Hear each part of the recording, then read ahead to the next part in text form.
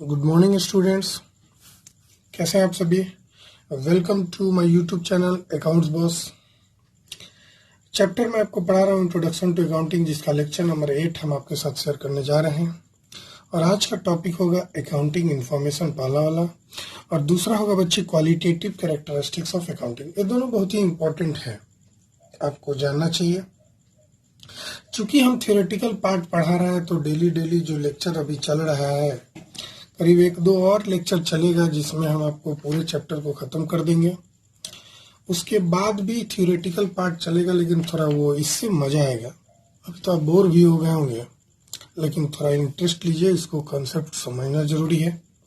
आइए, आप सोचेंगे अकाउंटिंग हम लिए हैं और ये सर थ्योरी ही पढ़ाए जा रहे हैं। 8वां लेक्चर है और आज भी हम थ्योरी पढ़ रहे हैं, तो घबराने की जरूरत नहीं है बच्चे। हम लोग प्रैक्टिकल भी पढ़ेंगे, और जब प्रैक्टिकल शुरू होगा तो सिर्फ और सिर्फ प्रैक्टिकल ही होगा। पहले जान तो ले हम लोग जो पढ़ने जा रहे हैं वो होता क्या है। तो वही हम लोग पढ़ रहे हैं, जो हम लोग प्रैक्टिकल करने वाले हैं वो एक्चुअली होता क्या है उसके बारे में हम लोग पढ़ रहे हैं।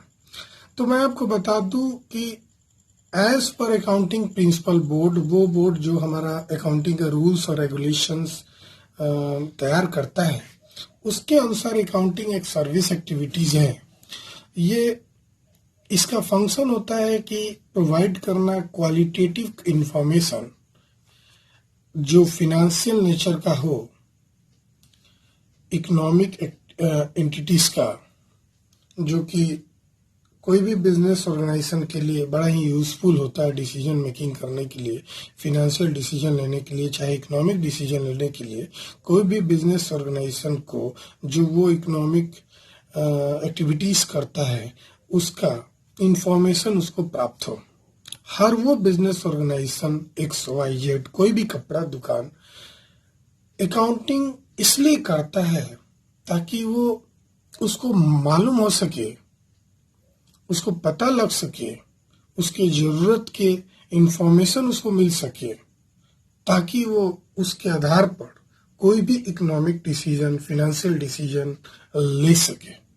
तो हर एक बिजनेस ऑर्गेनाइजेशन को जो हम अकाउंटिंग करते हैं वो एक तरह से उनके लिए इंफॉर्मेशन का काम करता है, उनको जरूरत इंफॉर्मेशन प्रोवाइड करता है, और उसके आधार पे कोई भी बिजनेस एंटिटीज, कोई भी बिजनेस ऑर्गेनाइजेशन, संस्था, कोई भी दुकान डिसीजन ले पाता है। ठीक है, तो अकाउंटिंग एक इंफॉर्मेशन सिस्टम है जिसमें हम लोग फिनेंशियल डेटा को कलेक्ट करते हैं, उसको रिकॉर्ड करते हैं अपने बुक्स ऑफ अकाउंट में, फिर हम क्लासिफाई करते हैं और उसको समराइज करते हैं, ताकि उससे जरूरत का चीज, हमको जरूरत का इंफॉर्मेशन प्राप्त हो सके, और फिर हम उसको कम्युनिकेट कर सके अपने यूजर को।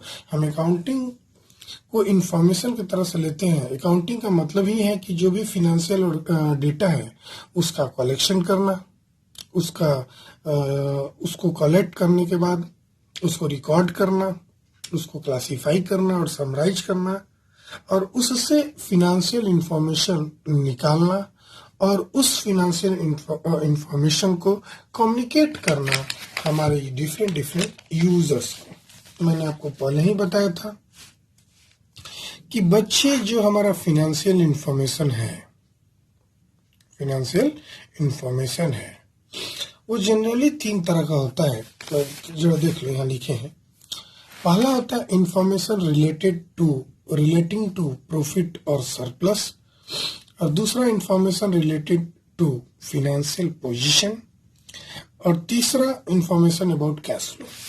हम जो भी फिनेंशियल इंफॉर्मेशन अकाउंटिंग करके प्राप्त करते हैं, उस फिनेंशियल इंफॉर्मेशन से हमको 3 चीजों की जानकारी मिलती है। सबसे पहले तो प्रॉफिट या सरप्लस के बारे में हम लोग जानते हैं। अब प्रॉफिट और सरप्लस क्या है, जरा ध्यान से देखना। ये इनकम स्टेटमेंट जो होता है ना, उससे प्राप्त होती है। अब इनकम स्टेटमेंट क्या होता है? अब इनकम स्टेटमेंट वो स्टेटमेंट होता है जिसमें एक तरफ 2 साइड इसमें होता है। एक तरफ सारे इनकम को लिखते हैं बच्चे, और दूसरी तरफ सारे एक्सपेंस को लिखते हैं, खर्चे को लिखते हैं। मतलब सारे इनकम को लिख दिए, सारे खर्चों को लिख दिए, दोनों को जोड़ लिया अलग अलग, और फिर दोनों को जोड़ने के बाद उन दोनों का डिफरेंस निकाल लिए। अब इनकम में से टोटल इनकम में से टोटल एक्सपेंस घटा दिए और पता चलेगा कि हमको प्रॉफिट आ गया। लॉस तब आएगा जब खर्चा ज्यादा होगा, ये तो जन्मे करते हैं आप। तो हम टोटल इनकम में से टोटल एक्सपेंस घटा लिए तो हमारा प्रॉफिट या सरप्लस पता चल गया। ये हमको इनकम स्टेटमेंट से पता चलता है। ये जो इनकम स्टेटमेंट होता है बच्चे, ये जो इनकम स्टेटमेंट आपने देखा उसमें दो चीज बनाया जाता है, जरा ध्यान से इसको नोट कर लीजिएगा कहीं। पहला, एक ट्रेडिंग अकाउंट बनाया जाता है, ट्रेडिंग अकाउंट तैयार किया जाता है। अकाउंट को हम शॉर्ट में A/C लिख सकते हैं, ठीक है। ये जो ट्रेडिंग अकाउंट बनाते हैं इससे हमको पता चलता है कि कितना हमको ग्रॉस प्रॉफिट हुआ है।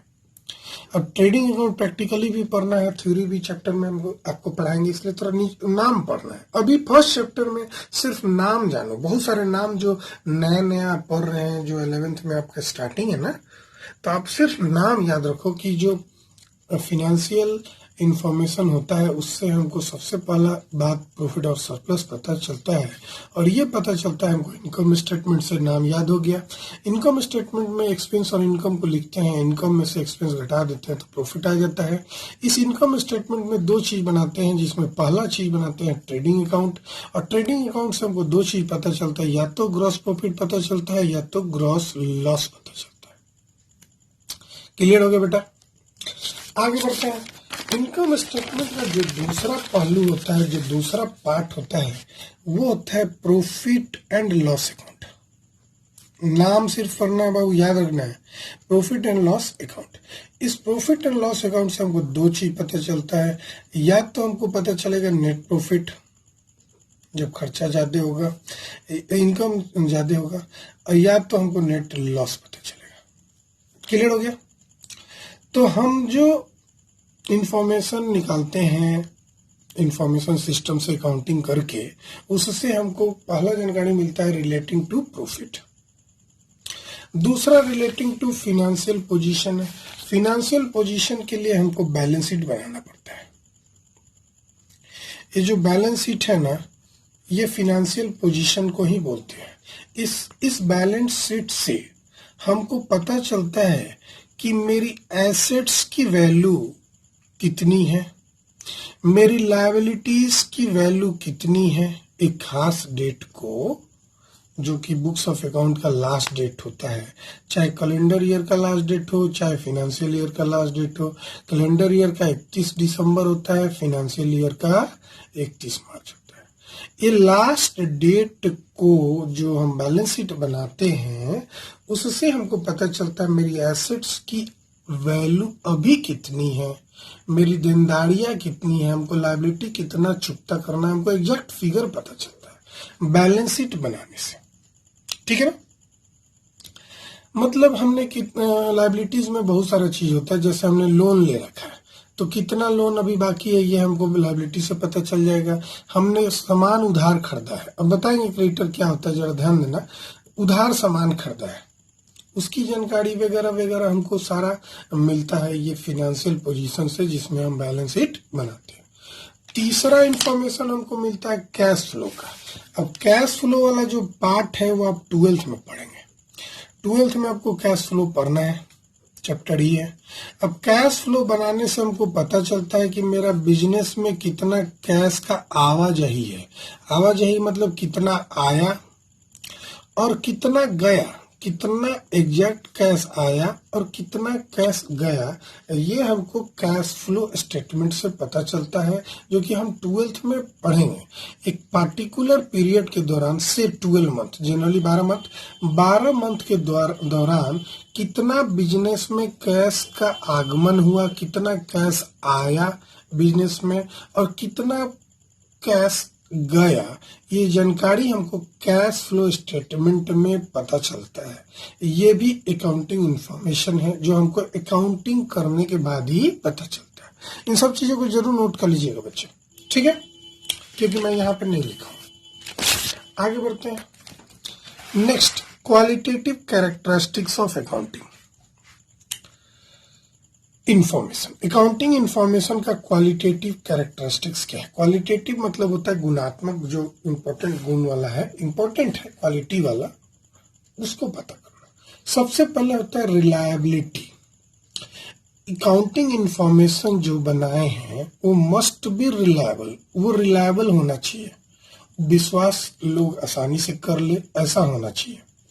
मतलब कि हमने जो अकाउंटिंग इंफॉर्मेशन तैयार किया है, हम अकाउंटिंग करके उसको हम किसी ना किसी सोर्स डॉक्यूमेंट से वेरीफाई कर सके। जैसे कि हमने कोई सामान खरीदा है, तो हम उसको खरीदे होंगे तो हमको मिला होगा कैश मेमो मिला होगा। अरे भाई रेस्टोरेंट वगैरह में जाते हैं तो आपको कैश मेमो मिलता है ना, कितना पे करना है वगैरह वगैरह, बहुत सारा चीज होता है। फी वाला होता है, कैश मेमो होता है, जो परचेज स्लिप होता है, सेल स्लिप होता है, वो आप जो देखते हैं ना, इसी के आधार पे हम वेरीफाई कर सकते हैं। अब हम अकाउंटिंग किए, हम 10,000 का सामान खरीदे, अब कैसे पता चलेगा कि हमने 10,000 का सामान खरीदा? अनलेस एंड अनटिल हमको, मेरे पास कैश मेमो नहीं है, रिसिप्ट नहीं है। रिसिप्ट रहे तब तो पता चलेगी कितना पैसा हमको मिला है, पेमेंट स्लिप रहे तो पता चले हमने कितना पेमेंट किया है वगैरह वगैरह, है ना।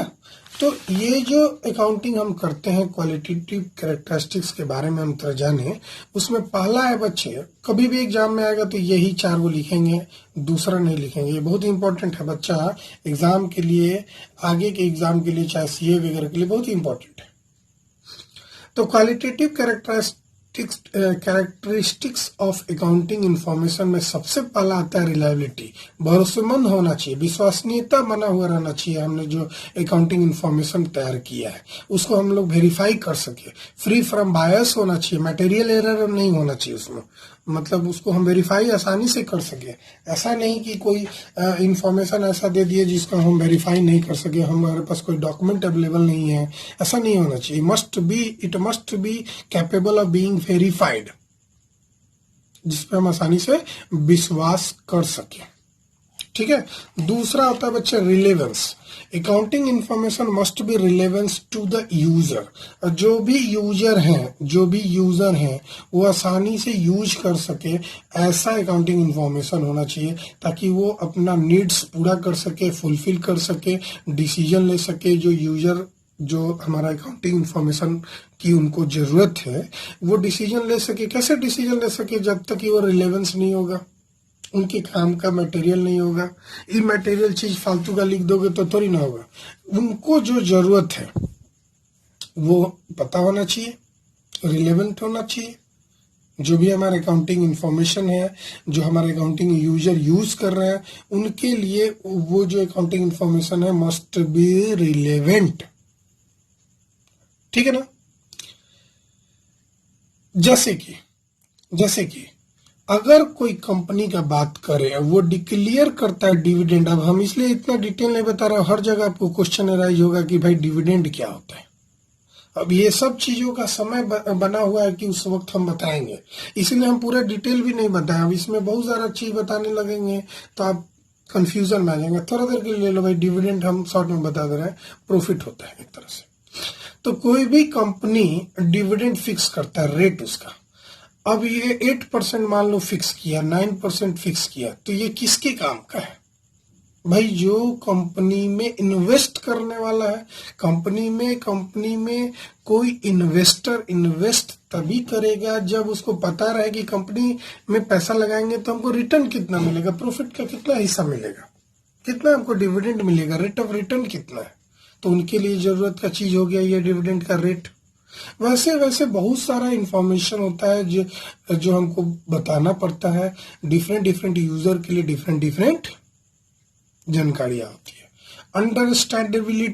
अंडरस्टैंडेबिलिटी का मतलब जो भी इंफॉर्मेशन हमने तैयार किया है, अकाउंटिंग इंफॉर्मेशन फिनेंशियल स्टेटमेंट के थ्रू। फिनेंशियल स्टेटमेंट याद रखना, हमेशा बार बार बोल रहे हैं, फिनेंशियल स्टेटमेंट जो होता है ना, जिसको हम लोग पढ़ेंगे, ये बहुत बड़ा चैप्टर है, जिसको हम लोग फाइनल अकाउंट बोलते हैं। अभी नाम याद कर लो, ये दोनों एक ही चीज है। इसमें 2 चीज बनाते हैं, एक इनकम स्टेटमेंट और दूसरा फाइनेंशियल पोजीशन। इनकम स्टेटमेंट में अभी पढ़े 2 चीज, ट्रेडिंग और पीएल, और फाइनेंशियल पोजीशन में बैलेंस शीट बनाते हैं। तो जो भी फाइनेंशियल स्टेटमेंट हम तैयार कर रहे हैं वो उसको प्रेजेंट ऐसा करना चाहिए ताकि कोई भी यूजर जो है वो आसानी से समझ सके। उनको इतने अच्छे तरीके से बना के पेश करो ताकि जो हमारे डिफरेंट डिफरेंट यूजर है आसानी से समझ सके। तो अकाउंटिंग इंफॉर्मेशन का ये कैरेक्टरिस्टिक्स है। दूसरा कंपेरेबिलिटी। कंपेरेबिलिटी का मतलब होता है कि हम आसानी से कंपेयर कर सके। जो भी हमारे पास अकाउंटिंग इंफॉर्मेशन है वो इस लेवल पे होना चाहिए ताकि वो आसानी से कंपेयर हो सके। कंपेयरिंग दो तरह से होता है, जरा ध्यान देना। पहला होता है बच्चे, इसको नोट कर लेना, पहला होता है इंट्रा फॉर्म कंपैरिजन और दूसरा होता है बच्चे inter form comparison. Intra form comparison का मतलब होता है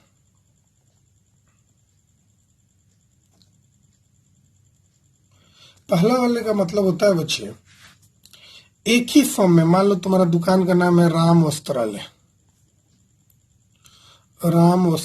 तुम्हारा कपड़ा की दुकान है उसका नाम है राम वस्त्रालय।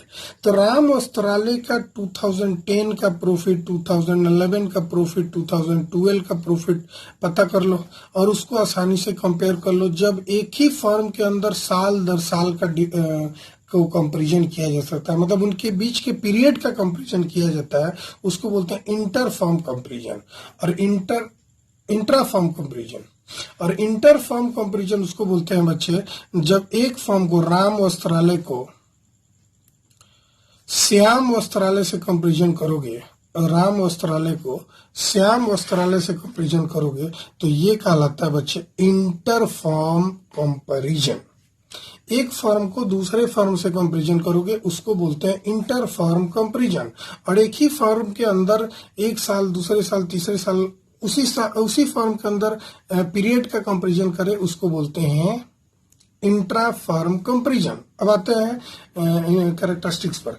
तो कंपेरेबिलिटी होना चाहिए, ऐसा अकाउंटिंग इंफॉर्मेशन होना चाहिए ताकि हम उसको कंपेयर कर सके आसानी से। ठीक है, इट मस्ट बी कंपेरेबिलिटी। ठीक है, क्लियर हो गया। तो ये 4 क्वालिटेटिव कैरेक्टरिस्टिक्स ऑफ अकाउंटिंग है, एग्जाम में आपको आना ही आना है। तो जब भी एग्जाम में आप पूछा जाए qualitative characteristics of accounting information तो आप जल्दी से लिख दीजिएगा रिलायबिलिटी, रिलेवेंस, स्टेबिलिटी और कंपेरेबिलिटी, RRUC। ठीक है, RRUC। तो क्या होता है, पहला ये सीक्वेंस में भी आ जाता है, फर्स्ट 3 बताओ। तो पहला होता है कि ये मस्ट बी रिलेवेंस होना चाहिए, जो हम अकाउंटिंग इंफॉर्मेशन बनाए वो रिलायबिलिटी होना चाहिए। दूसरा वो रिलेवेंस होना चाहिए। तीसरा अंडरस्टेबिलिटी होना चाहिए। चौथा आसानी से कंपेरेबिलिटी होना चाहिए कि कंपेयर कर सके। 2 तरह का कंपैरिजन होता है बच्चे, फिर से बता दूं, इंट्रा फर्म कंपैरिजन और दूसरा इंटर फर्म कंपैरिजन। इंट्रा मतलब सेम फर्म के डिफरेंट पीरियड से और इंटर मतलब दूसरे फर्म के। उसी की तरह कपड़े की दुकान राम का है तो श्याम के कपड़े की दुकान से कंपैरिजन कर लो कि उनके बीच में क्या प्रॉफिट और लॉस हुआ, ये कैसे, कितना पूंजी लगाया तो कितना प्रॉफिट कमाया और श्याम ने कितना कैपिटल लगाया और कितना प्रॉफिट कमाया। इस तरह के कंपैरिजन हम कर सकते हैं। ठीक है ना, चलिए बाय बाय, फिर मिलते हैं हम लोग नेक्स्ट लेक्चर में जिसमें हम आपको यूजर ऑफ अकाउंटिंग इंफॉर्मेशन बताएंगे और एक और टॉपिक बताएंगे और 2 पीरियड और मोटा मोटी लगेगा और चैप्टर खत्म हो जाएगा। Thank you. Bye bye. Please like, share and subscribe my YouTube channel Accounts Boss. Thank you all of